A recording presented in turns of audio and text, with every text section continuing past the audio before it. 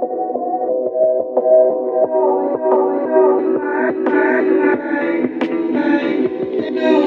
is up, you guys? Andrew here with Bob Ruth Ford in Dillsburg, PA. Today we are in the all-new 2020 Ford Escape. And so, of course, we will be going over everything about this one for you guys today. So, as always, let's start with pricing.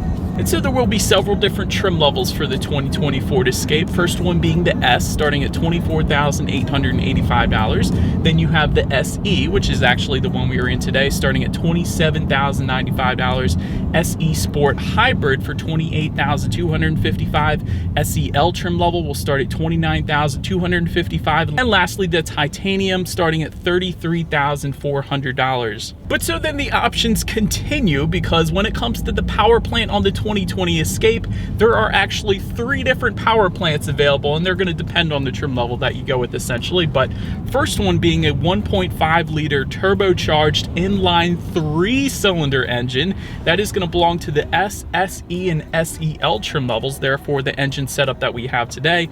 But this one is going to put out 180 horsepower, 177 pound-feet of torque, sent to front wheels or all wheels. All-wheel drive is a $1,500 option, by the way.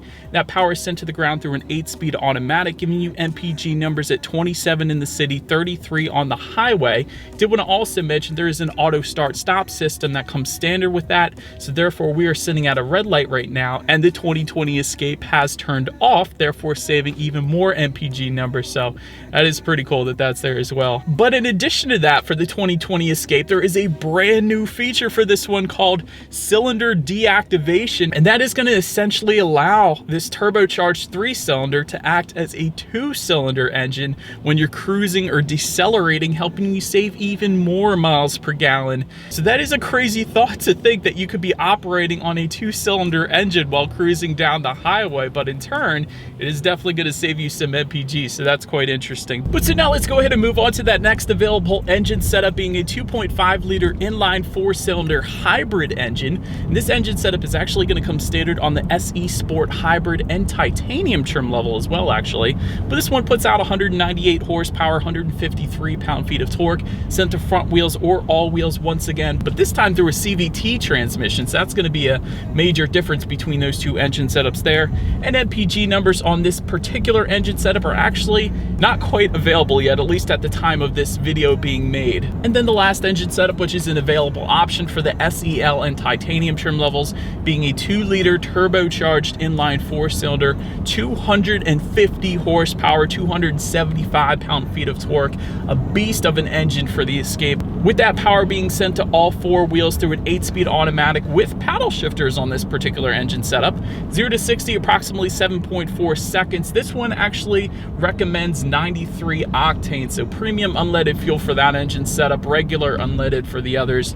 So yet another difference between those engine setups there. Did want to also mention, though, before we do any kind of acceleration, that engine start-stop system, when you come to a red light or a stop sign, you can actually turn that off. A lot of people always ask that, and that button's located right behind the shifter and the electronic parking brake as well, actually. But I did want to mention that because it does annoy some people, although it does help save miles per gallon. But either way, you guys know what we have to do next. Let's go ahead and find an open road. Let's do a quick little acceleration here, and let's see how quickly we can get this new 2020 Ford Escape here up to speed. Here we go. It's actually not bad considering it's a turbocharged 3-cylinder, but kind of more than I expected. Definitely not going to have any issues with merging onto the highway, but I always prefer a little more power, so I myself would opt for the 2-liter turbocharged engine setup for the SEL or Titanium, but still actually not a bad engine setup for this one. Actually surprising, again, considering it's a turbocharged 3-cylinder, so kind of nice. Then to go along with that acceleration, as always, braking is equally important, and so you will find 4-wheel disc brakes for every single trim level. That is one thing that I absolutely love about this one. Not the 4-wheel disc brakes, of course, that's nice, but the braking feel is amazing. Actually, on the 2020 Escape, immediately brings you to a stop, at least in my short test drive today so far. So well done, Ford, for that. Probably one of the first things I noticed. Touching on suspension and handling a little bit, this is a big one. All new suspension for the 2020 Ford Escape. Up front, of course, McPherson strut front suspension. In the back, a multi-link rear suspension. As far as the steering feel goes, it actually feels really good. The 2020 Escape has definitely improved when it comes to the steering feel. It feels great in this thing. Touching on ride quality, definitely no issues there. I've actually gone over several railroad tracks already in this test drive, and certainly no issues with soaking up Pennsylvania's road imperfections. As far as cabin noise goes, it is a very quiet cabin in the 2020 Escape. Guys can probably notice I'm a bit loud probably in this video because there isn't a whole lot of exterior noises coming into the cabin, so well done Ford there. And as far as visibility goes, I can see perfectly fine out the back. We'll say the second row headrests are kind of beefy, but still, you're not going to be looking at those headrests. You're going to be looking at the window behind you, so really absolutely no issues with visibility. And I did want to mention there is an optional head-up display for the titanium trim level only, so that is going to assist with forward visibility, helping you keep your eyes better on the road. So that is a plus as well. But that pretty much wraps up the performance segment of this review. Let's go ahead and make our way to the exterior, because as I have mentioned at the beginning of this video, it looks great and it has been completely redesigned. So let's go ahead and take a look at the new 2020 Ford Escape. All right, you guys, so as I just mentioned, all new exterior for the new 2020 Ford Escape. Absolutely love the redesign, actually. I think it looks so cool for 2020. Up front, you are going to have a large black mesh front grille. Taking a look at the headlights, halogen reflector headlamps will come with the S trim level, halogen projector headlamps for the SE, SEL, and Sport trim levels. And if you were to go with the titanium, you will find LED headlights there with LED signature lighting, by the way, as well. And I did want to also mention black housings are going to come standard for every single trim level. It's definitely something that really looks good in my opinion. A lot of manufacturers will leave those clear housings, but the black just makes it look a little bit more aggressive, and it ties together a lot better with that black mesh front grille as well. But fog lights can be found on the SEL and titanium trim levels, and actually that titanium is going to give you LED fog lights, but of course we do not have them today since we do have the SE trim level. But let's go ahead and make our way to the side. You will find those chrome window surrounds on the upper portion there. If you go with all trim levels but the S and the Sport, those two trim levels are going to give you black window surrounds, in case you were curious. Roof rails can be found on the SEL and titanium if you wanted them. Taking a look at the side mirrors, you will get black side mirrors for the S trim level and the Sport once again. Body colored side mirrors for all other trim levels though, and they will be heated for the SE trim level and up. And I also wanted to mention body colored door handles are going to come in the SE trim level and up as well. But now let's go ahead and take a look at the wheel setup. 17-inch steel wheels with covers will come with the S trim level, 17-inch aluminum alloy wheels for the SE and Sport, 18-inch aluminum alloy wheels for the SEL, and 19-inch aluminum alloy wheels for the titanium, in case you are interested. And by the way, if you happen to walk onto a Ford dealer's lot, that is one easy way to easily distinguish between the trim levels. But let's go ahead and make our way to the back. Up top there, you are going to get that shark fin antenna along with a rear spoiler with an integrated brake light as well, by the way. Just below that, rear window wiper. One of the new things that the Ford Escape is now doing is the Escape lettering spelled out horizontally just under the Ford badge. Another nice little upscale touch, I think, in my opinion, that the Ford Escape is now doing, so definitely a fan of that. And of course, just below that in the lower left-hand corner there, you are going to get trim level badging, yet another easy way, I guess, to determine the trim level when you're looking at it. Taillight design has definitely been altered for 2020. Definitely looks good in my opinion, though. I do like the more aggressive lines that can be found back there. And just below it all, this is one of the best parts about this. You will find those silver accents around the exhaust, but the exhaust itself, dual exhaust outlets with chrome tips for every single trim level. In a world where so many SUVs right now are tucking the exhaust away up underneath the vehicle, I do love that Ford leaves them exposed and makes them look good and puts it dual exhaust outlet rather than a single exhaust outlet. Just a more aggressive look in my opinion. But you guys know what we have to do next. Having mentioned that, as always, here is that 2020 Ford Escape exhaust clip.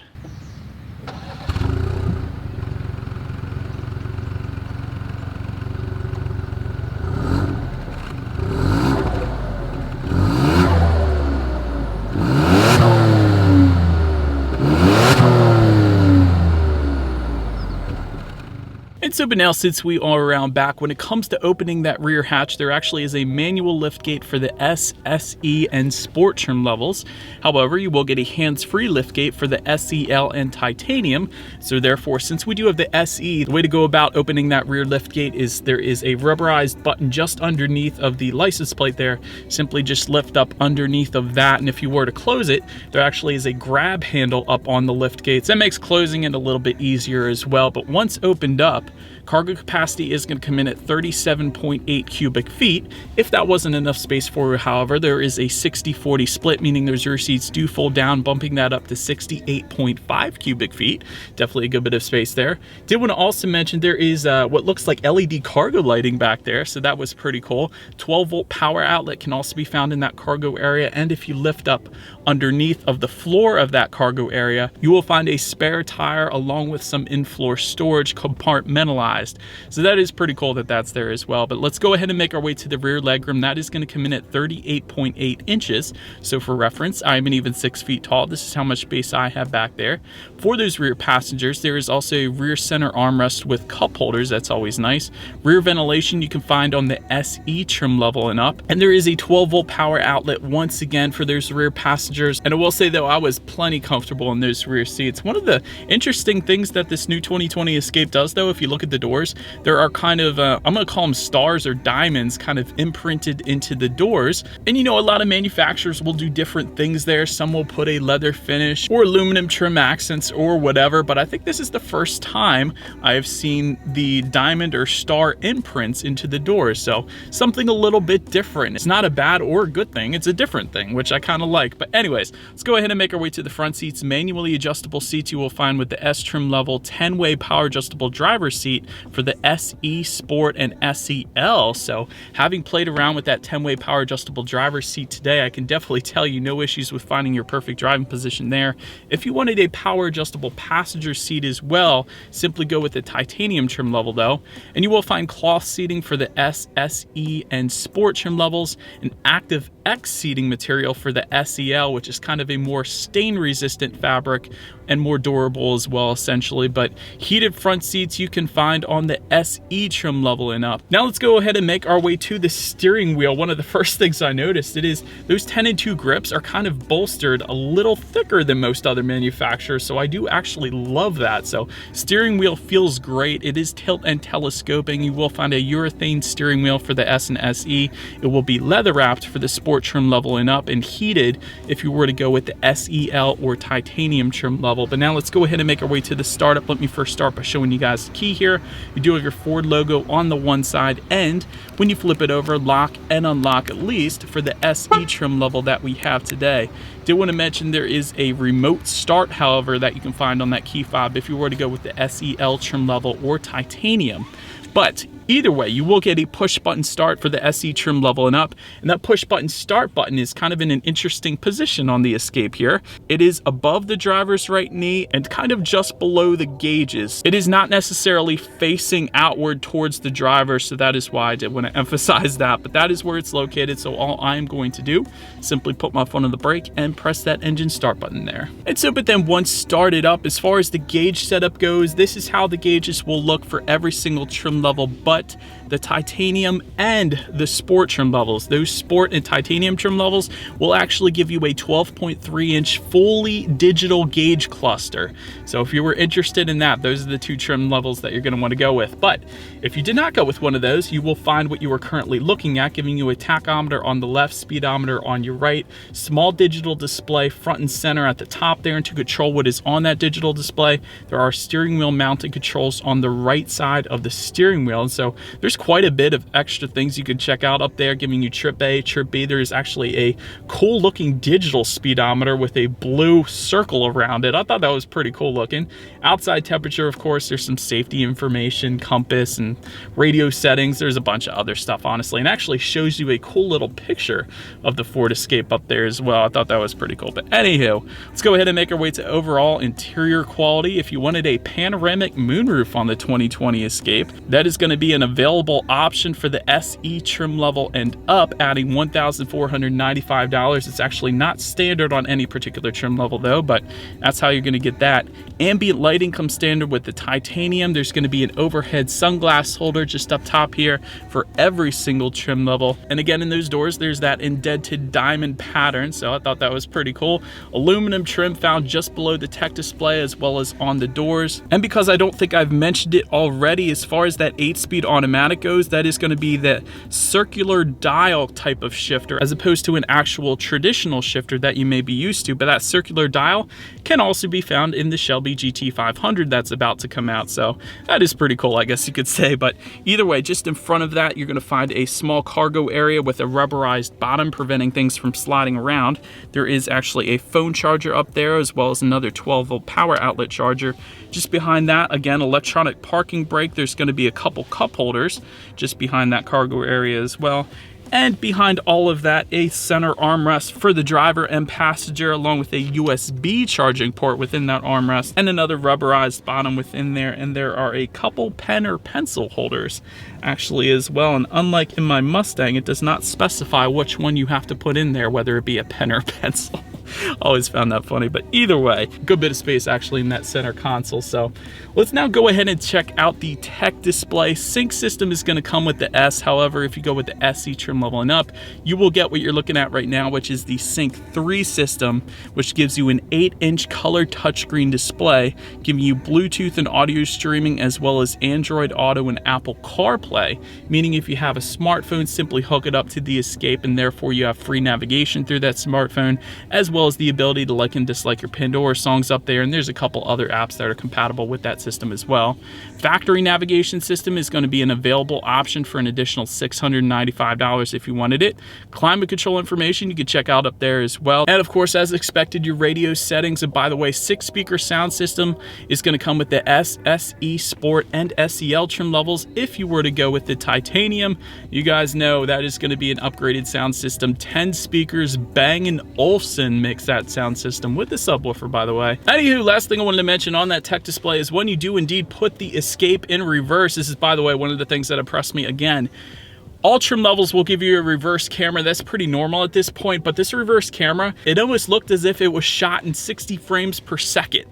It was that impressive. Like usually there's a little bit of lag on that rear view camera when you're actually traveling in reverse, but it kind of looked like the frame rate was increased in this particular one. You could see a little better. Maybe I'm wrong, but I don't think I am. It actually looked like a higher frames per second than I'm used to seeing in a rear view camera in other manufacturers. That was pretty cool. I actually really did like that. But as always, that is going to lead us into safety. And so starting out, front side curtain airbags will come standard, as well as a driver's knee airbag. In the back, you're going to have latch, aka lower anchors and tethers for children, so you can strap in the rear car seats. Tire pressure monitoring system will come standard along with automatic high beams. Also standard on every single trim level, you're going to find a pre-collision assist system with automatic emergency braking, a lane keeping system, also blind spot information system with rear cross traffic alert. That's every single trim level, by the way. This is usually an added option on almost all other manufacturers out there right now, so that's excellent. SE trim level and up is also going to add adaptive cruise control. SEL trim level and up is going to add a reverse sensing system where the car essentially beeps at you when you get too close to an object so you don't go running it over. Titanium trim level is going to add rain sensing windshield wipers, which will probably scare you at first, but then you're going to love it because it's essentially like automatic headlamps but automatic windshield wipers. So it's one less thing you have to worry about when you're driving. You can better focus on your actual driving itself, so that's cool.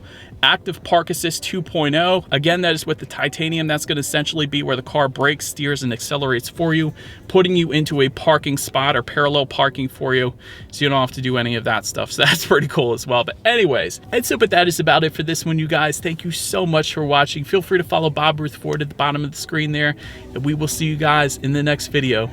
Bye.